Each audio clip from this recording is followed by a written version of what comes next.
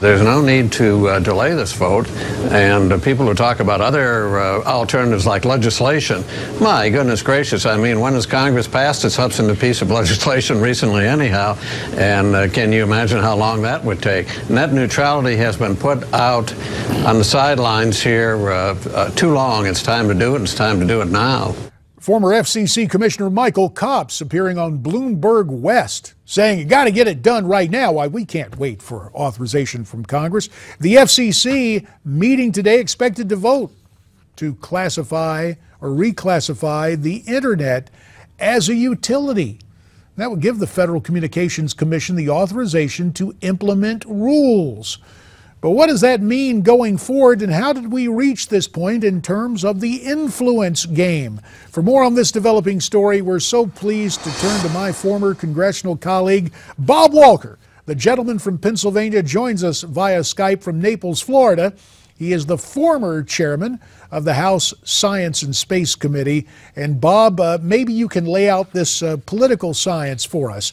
I mean, last time I checked, when it comes to telecom and to the internet, Congress has to set up the broad statutory authorization. The FCC can't run off and start with its own regulations, or can it?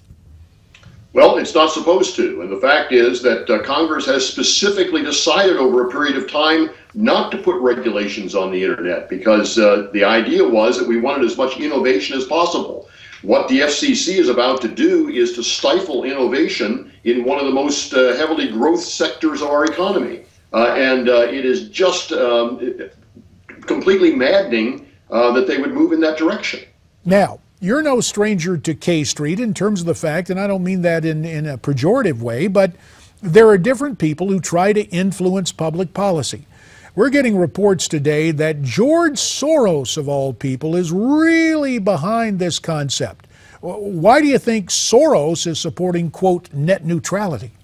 Well, he's a part of a whole left-wing operation that is going after this idea of net neutrality. And what they want to do is they want to be able to have rules and regulations. Let's remember what the left has done to the IRS. They have totally corrupted the IRS by using it against their political enemies. There is a lot of suspicion that that's the direction that they're headed in this case. The other thing that's happening is that they're trying to internationalize a lot of things on the internet, including the domain unit or business called ICANN. They're trying to internationalize that, taking that out of U.S. control. We have to assume that the more regulations we get on the internet, the more they're likely to move it out of the hands of American decision makers. And yet, when you take a look at the polling, and we had North Dakota Congressman Kevin Cramer with us last hour, you and I know from our days in Congress, we listen to the people, and what they have to say gives us pause. You take a look at the polling, net neutrality enjoys overwhelming public support.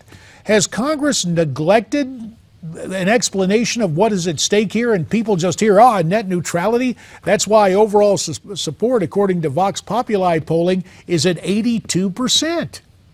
Well, the left has always been better at using terminology than the conservatives have been, and people see this as being, well, let's have a neutral access and so on. What they don't realize is that what that really means is that everybody is going to have to go through a regulatory process in order to access the internet. That is a government-run internet then, rather than the kind of open internet that we've been used to. Sloganeers on the right have said that the internet becomes Obama-net. But despite the overreach of executive power right now, you touched earlier on the international implications. What would this mean for unfriendly powers such as China and Russia? Well, if it becomes internationalized, they will be able to have a say, probably through the United Nations, about what is permitted to be put up on the internet and what is not. And so immediately you go after the idea of free speech because China, in operating the internet in their own country, disallows certain things from being presented to their people. And of course, our people have been using the internet for virtually everything. Althea Erickson, the policy director for the online shopping site Etsy, sat down to talk to CBS News. Here is what she had to say. What's at stake here? The internet is at stake. This is going to impact everybody's lives. The decision that the FCC is making will determine what the internet looks like going forward, and that impacts you and me and our parents and our families and our friends. And mindful of that, Bob, and we have about 2.5 minutes left. If you were to try to explain what this change will mean to the average American internet user, how best would you describe the changes coming?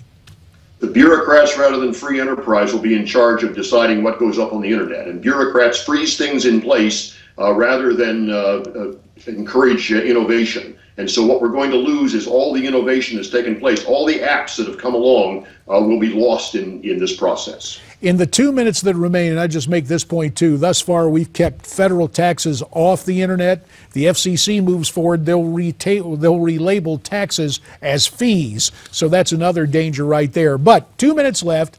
Our other passion is outer space.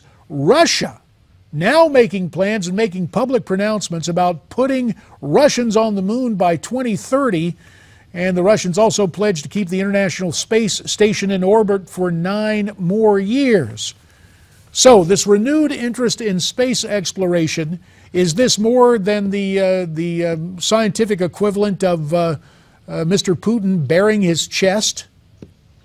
Well, it is a nationalist kind of move on the part of Russia. Putin is doing everything he can to distract the people of Russia from the fact that their economy is in the doldrums. But the reality is that Russian technology is capable of going to the moon. I'm with a private enterprise company that has a proposal out on the street right now for people to pay a substantial sum of money to go to do a fly around on the moon. In other words, it would be like an Apollo 8 mission where you do a couple of laps around the moon before you come back. They're capable of doing that right now, and we would actually use Russian equipment for that if we get people to sign up. And so the fact is that is something that they can do in the time frame that he suggests. And the problem, Bob, is that we have to hitch rides with the Russians. I lament what has transpired with our abilities. Of course, we do have Orion online, and the last time you were here, we were talking about the plans for Mars 1. Bob Walker, as always, we very much appreciate what you have to say on a variety of topics.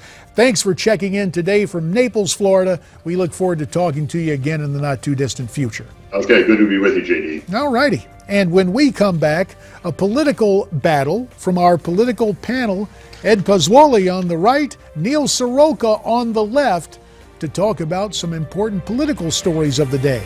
For all the stories of the day, here's a Newsmax Now update.